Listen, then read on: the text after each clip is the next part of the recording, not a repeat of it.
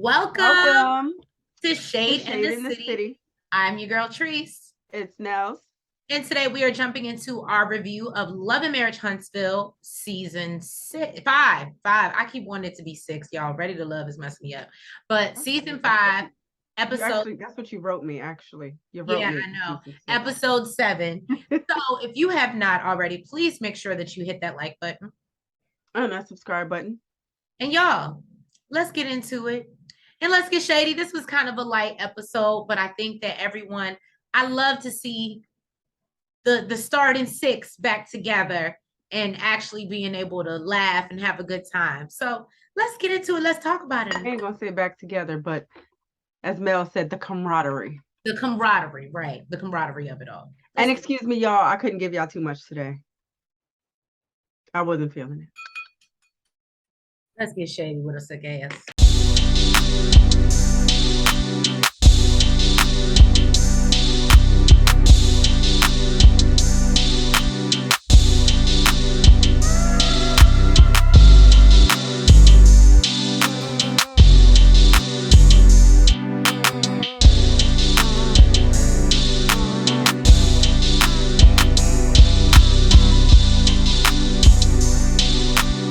Mel has decided to do some new product photos to market 7th Avenue.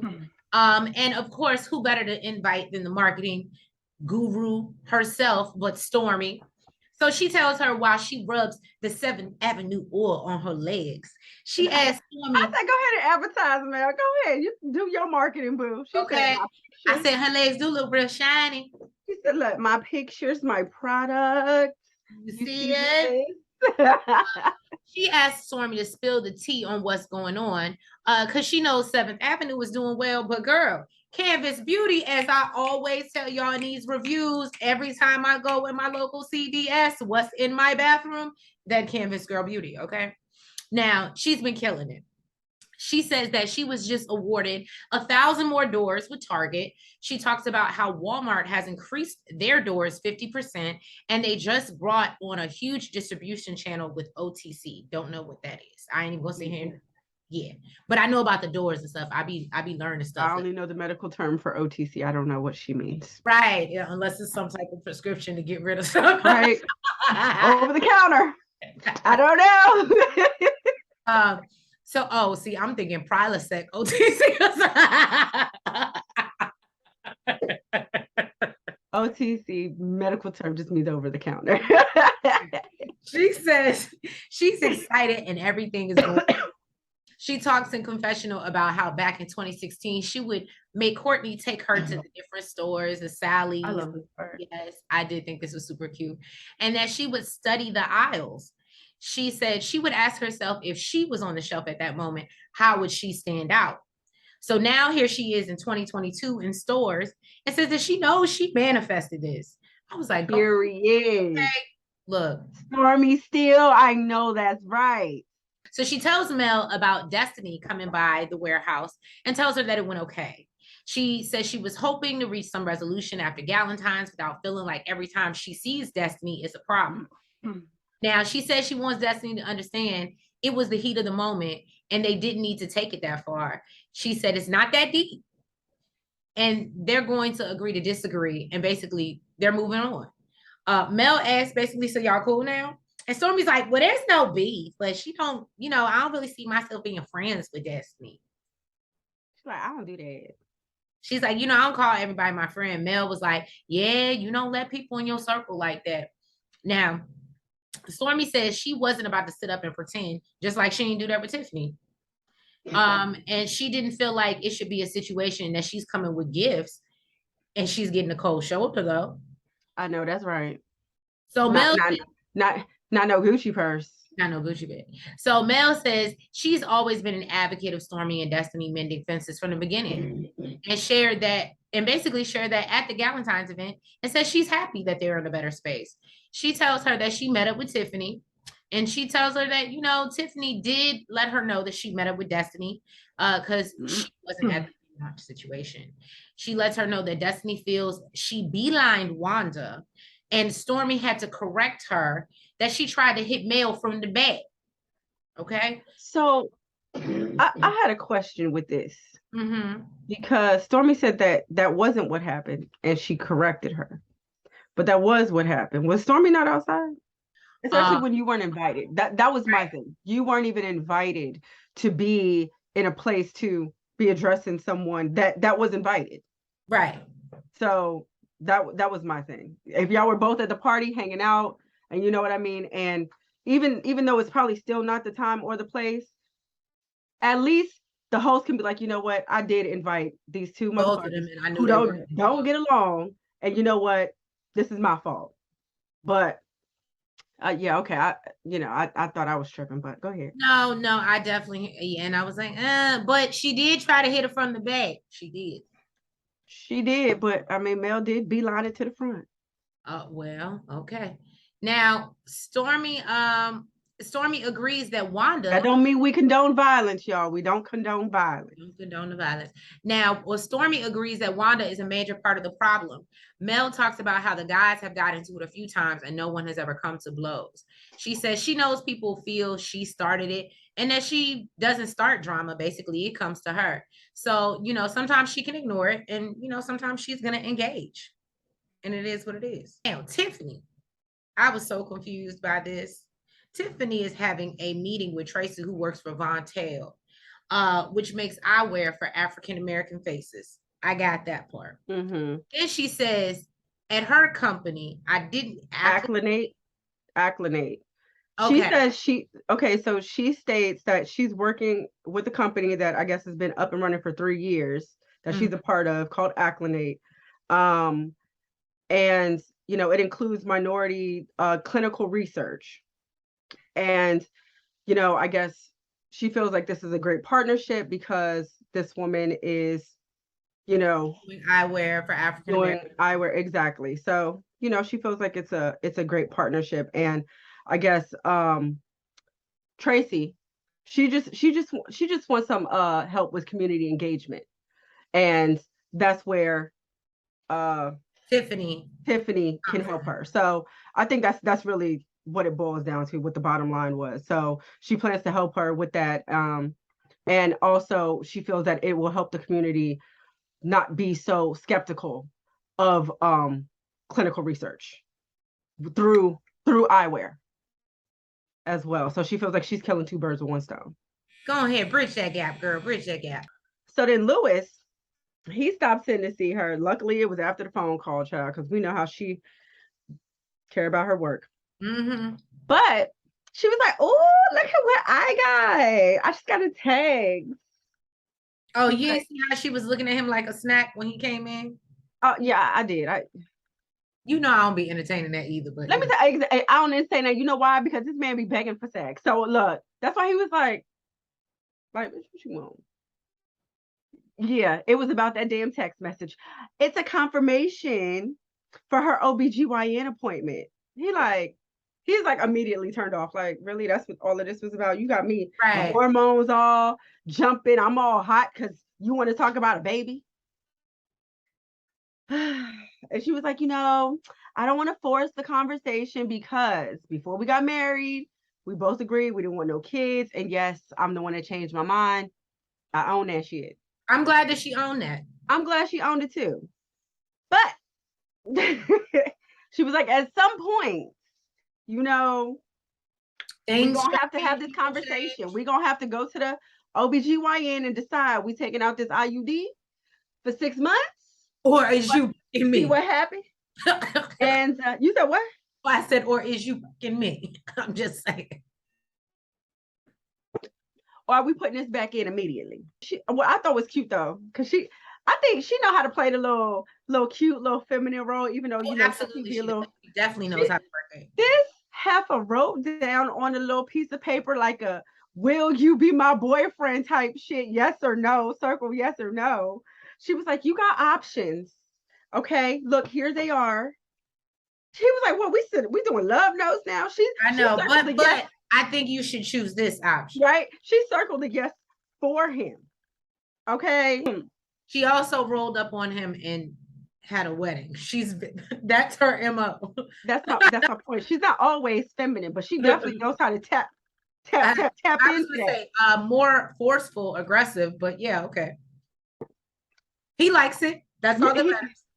He like it, I love it. Okay. She says that she really doesn't understand why people think she's too busy to have a baby. She's like, you know what? I didn't plan for my first one. Okay. She feels like that's a lot of extra planning, and she's not about to plan around having a kid now. She says she ain't about to slow down. He's like, yes, boo, I know. That's not who you are. Right. And, she says that she understands. She's the one to change her mind. And she wants to meet him halfway. So they're going to put a date on it. If she ain't pregnant by this date, she said, you know what? We're going to move on. I ain't going to talk about it no more. It's never going to be a conversation again. It's a done deal. And Lewis says, you know what? It's between us and God. And it's a go for him. I said, he ready to try and practice making some babies. That's what the hell he ready to do. Okay. Because then in the confessional, like all the different positions we could do. Right? Tiffany's like, you should be excited. You're going to have unlimited sex. You're going to get it like this. You're going to get it like this for all the 6 months. He like, no. Y'all better be getting it longer than 6 months. Let me say, that's probably why she was holding out on his ass. She like, you know what? You gonna knock me up. You gonna want this. You gonna want this. And when I'm willing to give it to you is when you're gonna give it to me. And that's when we have the baby. I'm willing to give it to you when I'm ready to have this baby. Everybody is getting ready for the meetup that Martell has put together. Let me tell you something. In my opinion, out of the Scotts, Maurice and Kimmy look the best. Their outfits. I really loved Kimmy's dress. I really loved how she coordinated with. She's so Baltimore. Like, Kimmy is not Alabama. Okay. I love Kimmy. Like, Kimmy's a baddie. All right. And, so Tisha and Marceau are on their way. And apparently Tisha's in the dark about what the conversation is going to be about. I feel like.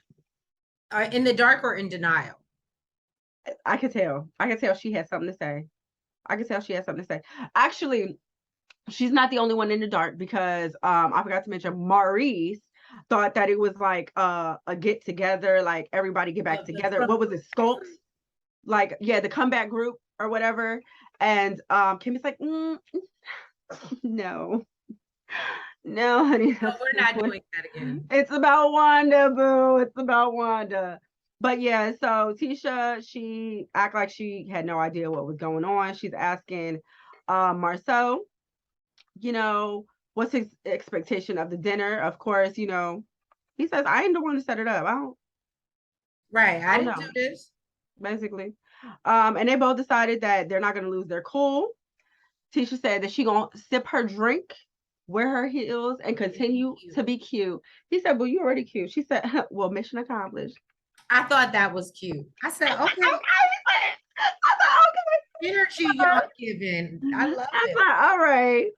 So Maurice, as he's in the car, he's talking about how he might be a prophet because he saw all of this coming. And Kimmy, she said that she felt like one of the problems is that people know how to throw jabs but don't know how to take them. I said, ooh. Hey. She said, people be like, oh, well, I just tossed a little shade. But then when they get tossed back, they want to be offended. Look, Maurice said, yeah, they feel like they got the whole tree. I said, this is just. You know what? I love when dudes be like, I don't like to hear the drama, the tea, and da-da-da-da. But let me tell you something. I don't give a damn. When you talking with your man about that shit, that be. Right. Look, that might even come to you for the update. So what happened? Right. What had happened with, you be like, oh, damn, that was last week. Like, damn. Okay, let me find out for you. Shit, the fuck? Tisha's talking to Marceau, and she's saying that, all she saw was, Mel yelling from her car, jumping up in her mama's face. She don't really know how it started, and everything wasn't adding up to her. So, and Marceau said, you don't trust the eyes. that you see with that God gave you, you don't trust those? That man he's too funny. I love Marceau this episode. I loved him. He is just too funny. Yeah, it was definitely a little shade, but it was still good shade. But she said she want to call her mama so that she can find out exactly what happened. Of course, from Miss Wanda's perspective. Right. You know, she ain't gonna find out exactly what happened. So she says in the beginning of everything going down, you know, she was inside with Destiny trying to calm her down. So yeah, whatever. She wasn't there. We see Mel. She's looking cute, you know, she's in her G-Wagon ready to go. She hits up Martell on the phone, you know, asks him if he's ready. If it's, you know, because it might be go time is about to go down. He says he's definitely ready. He knows that they're divorced, but you know, they're at a united front. And the reason why he called this meeting was on behalf of them and their children. Right. So he asked, you know, are we doing this like because we still like, well, I'm sorry, he didn't say like, are we doing this because, but like he's like, you know, are we still trying to be their friends? Because it runs deeper than Miss Wanda. And Mel is like, no, she believes Miss Wanda is, you know, once we remove her, it'll be a lot of tension removed. But friendships is a no-go. It's a for me. Now said I'm protecting that piece, boy. She said this is look, Miss Ma'am said this is a business meeting. Okay. If y'all thought otherwise. I said, well, okay. So then Tisha gets on the phone with Miss Wanda and let her know that they're heading to dinner to meet with Mel and Martell. And she wants to know about the situation that they're referring to where Miss Wanda brought up the kids. And she says that, you know, Mel went on Carlos King's show and said that, you know, her baby daddy was in her DMs. I mean, if it's true, it's true. At least she was not lying. That's all I'm saying. Ms. Wanda said that, you know, so she went on her live and said, well, since you want to talk about baby daddies, let's talk about your last baby daddy. I don't think that's what was said. This is I need editing to just get it together. You don't think that's what was said? No, because especially when they were sitting at the table, clearly there was more said because Tisha said there was more said. Editing was fucking it up. Okay, that's all I want to say. Okay, we're gonna blame it on the editing. But she says that she never. So then, what pissed me off is Tisha's like, "Oh, okay, so you never mentioned which child. You never mentioned the child's name." That irritated me too, ma'am. It don't matter. First of all, it don't matter. But for one, she said kids. It don't matter which one of them it is. It don't matter. First of all, my thing is, you're right. It doesn't matter. But the woman told you that she said the last child. Okay? She said the last child. Why do we know who the last child is? So yes, she said which one. Okay, she didn't have to say the baby's name because we know which one. And she wasn't in there when she was screaming out Martell needed a blood test. She wasn't there for that in the store when she said that. I don't think so. I think she was still outside with was she still outside with Mel? I think more recent than was inside with Miss Wanda for that. Okay. But then you know what? I think Marceau just kind of like felt defeated and was just like, you know what, hang up the goddamn phone on this lady. Right. They both agreed kind of that, you know, Mel is tricky with her words. And he's like, you know what? Likes to use her words. I think we all need to use our words. Maybe you should learn something. I didn't want to go there. And you know, he said that, you know, he ain't worried about none of that. And he is responsible for, he said, I'm responsible for me and mine. Okay. Right. So Marceau and Tisha are the first two to show up. And Tisha asked him, what does he want out of this? Now this fool said he want to be full. He want to have some delicious ribs. I love the iceberg salad without water. I said, I love it. Well, can I get an order? Look, is it that damn? Can I get an order too? The fuck? He like, I'm mad at it. And look, when I text you and told you, I said that was my favorite. That sounded like something I would say. I wasn't even there yet, so I didn't even know what she was talking about. I was like, where's the? But I knew it. I knew it. Knew it had something to do with the dinner. Okay. I knew it had something to do with How the she dinner. feel about breakfast is how I feel about dinner. So she like, oh my God, like she's clearly aggravated. She's like, so you don't have nothing that like, you know, you want out of this? Like, I know you always say you don't want to fight. He like, hold up. Cause look, Marcel was like, you ain't about to make me look like a punk now. Like, Right. I don't want to fight, like always. Basically, He like, said, baby, I'm a dangerous man. so And no one understands me but my woman. She said she didn't even recognize him. She said, I didn't even know who that Marcel was. She said, in all my life, I ain't never seen you ready to fight. Okay. She said she ain't recognized that man. All right. Now that is dangerous. So Maurice and Kimmy, they get there and they notice that Tisha and Marcel was already there. They like, look, Martell and Melody better be ready. Because these motherfuckers is here early. Right. They here before everybody. Oh, they ready. Look, they ready. Says she can feel the tension in her bones. Now, Martell and Mel get there and they arrive and they greet everyone. Maurice says in the confessional, the way Martell pulled out Mel's chair made them look like a couple again. I said, okay, look at you being cute. Kimmy says at the very least, they're on the same page after the way they showed up at Madani. Now, Maurice says he doesn't want the same energy from Mel that he saw at Madani. And Kimmy says, or Martell or Marceau. And I said, that's right, Kimmy. Let's hold everybody accountable. Kimmy talks about how them being there is reminiscent of the comeback group. So she wants this meeting to be as significant. Maurice says he doesn't want it to be memorable. He wants it to be nice and smooth. And Kimmy said they're all sitting on curious, of course, as to why Martell has brought them here. Now, Marceau says he wants a night full of no's. No fighting, no name calling, no drama, none of that. Tisha wants everyone to be honest. She says it just wasn't her mother and they need to figure out where to place the blame. Marceau says, good luck.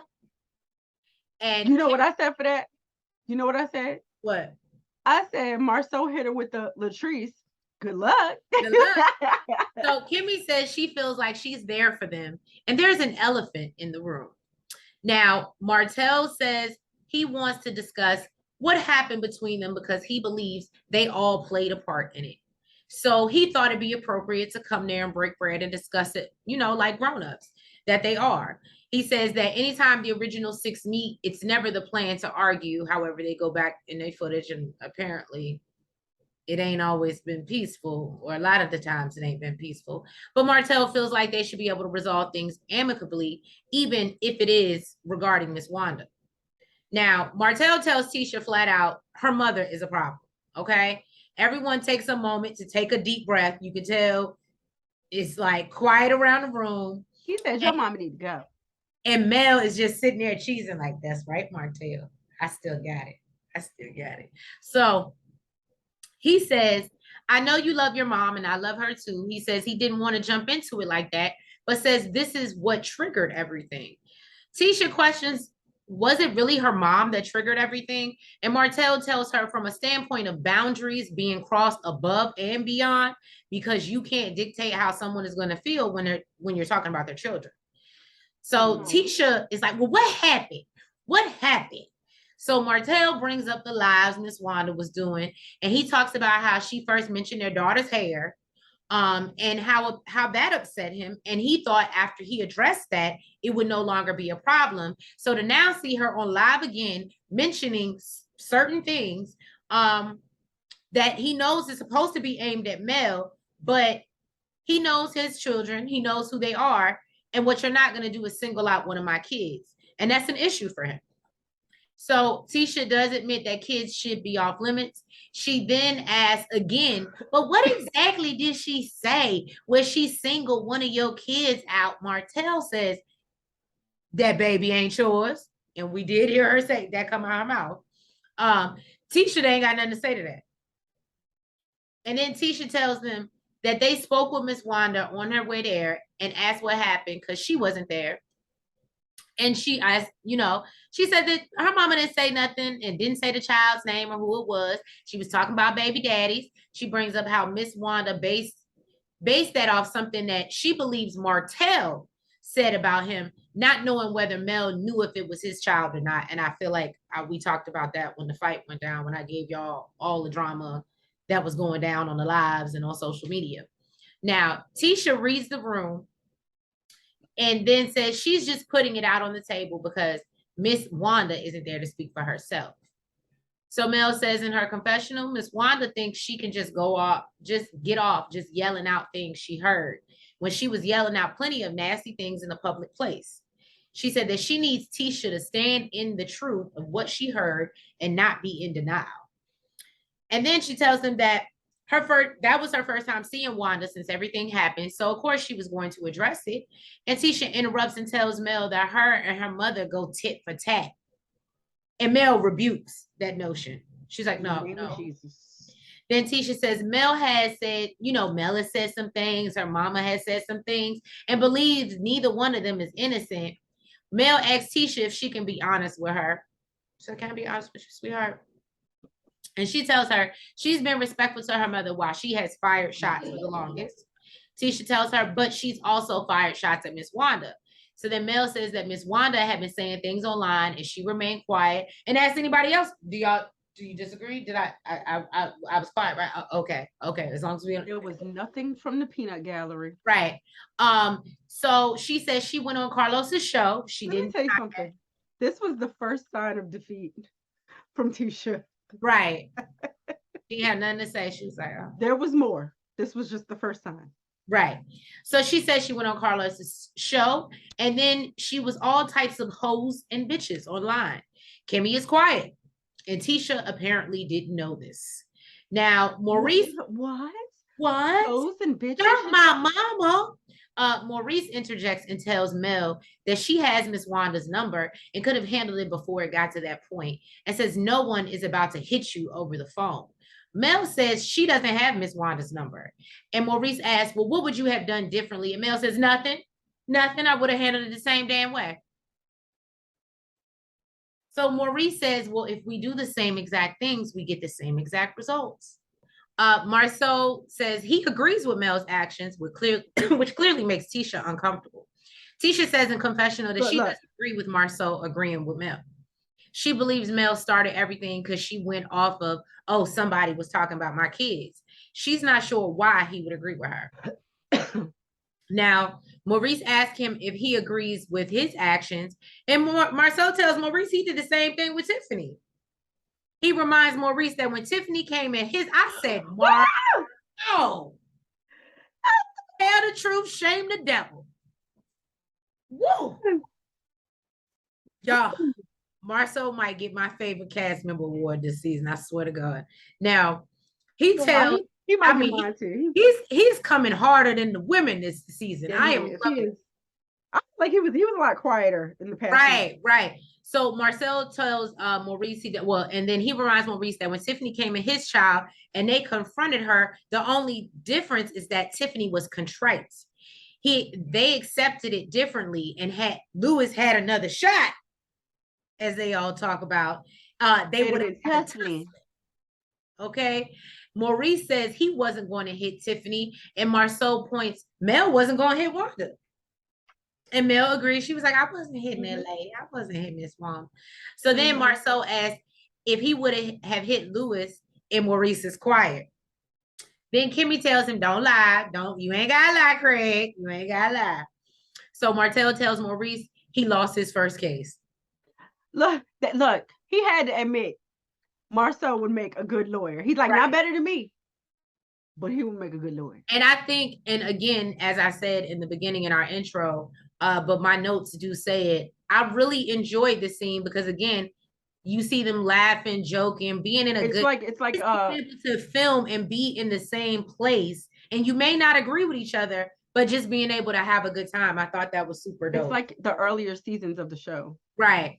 So Marceau asked the question, has Wanda ever said anything about anybody unprovoked? And everyone agreed. From Kimmy. Look, order in the courtroom. Right. Everybody goes wild. Sir! And Kimmy agrees. Maurice agrees. Look, on my edge control. Everybody agrees that Miss Wanda just be out here doing unprovoked, except Tisha. For a long time. For a long time. Now, Marceau said everyone Kimmy can agree. She went it all last year, right? Kimmy said she wanted her all last year. All last year. Right. So Marceau says that everyone can agree that, you know, she does. They feel like she goes in because she's defending Tisha. But the thing is that she comes after multiple people. Kimmy says she can relate with the struggles with Miss Wanda, as we talked about. And Marceau says it does affect his family as well. And he's actually ready to cut the cord. Now, everyone agrees Wanda has been rewarded for being who she's been. He says what gets rewarded gets repeated, and he doesn't believe that's good for them. You know, so Tisha tells Mel. You know, I'm gonna look up his sign, matter of fact. So Tisha tells Mel she just wanted to get clarity because she doesn't want to watch her. She don't watch her mama's lives because they be long. And Marceau said he doesn't watch anybody's lives, not even Mark. Now, Kimmy then brings up how they're also being a handle on Mark. And it's their job to control Mark, how they want Tisha to control Wanda. I didn't realize Mark was such a problem, but apparently he is. Now, Maurice says in confessional, Mark is his older brother of he and Marceau, and that he's very outspoken. He says he's been very aggressive with his social media posts, and they're degrading. Maurice says he believes the conversation with Van on the reunion is what set him off. And Kimmy says it was more of the denial, and Mel says, well, even before the reunion, there was already stuff being said. He's a Libra. Kimmy admits that there needs to be a conversation with Mark as well, and Marceau says that he's tried, but talking to his brother will make it worse. And they basically, Kimmy holds them accountable and says, you're doing the same thing that Tisha's doing with Wanda, basically. And y'all need to try to regulate that as well. So I ain't gonna lie. Listen, this was all entertaining, but if I was Mel, right, I'd have been like, you know, I don't mean to interrupt or to be rude. Right. But we're here to talk about my shit. Right. I invited y'all here to talk about Wanda. Kimmy points out that this has never happened between the six of them, and they have never gotten to the point of fighting. She says any meeting they've had outside of the six or anybody they've basically brought in to the group has made things worse. Maurice believes they need to set boundaries about what they post online. Mel says that, you know, they had their disagreements in the past, but they've always been okay with moving forward, whatever moving forward means. Marceau wants to move forward and not be talking about each other on social media as well. And hopes that they can influence those around them to also stay off social media. And then they all toast to moving forward. Cheers. For now. Thank you guys for tuning in to another review of Love and Marriage Huntsville, Season 5, Episode 7. If you have not already, please make sure that you hit that like button. You comment. You subscribe. And you hit the notification bell. And y'all, send some prayers up for my girl. Hope get well prayers, because, you know, she sounded real nasally, but we still love her. And she can't be sick, you know, because she ain't got more time left. She done used all her sick time. Anyway, thank you guys for your support. We love you. Follow us on all the platforms that are the TikTok, the Twitter, the Facebook. And yeah, we will catch y'all next week. We might be a little delayed because we got to do the Halloween party for the kids. Sorry, we're moms first. But we will catch up with you guys. Love you. Thank you.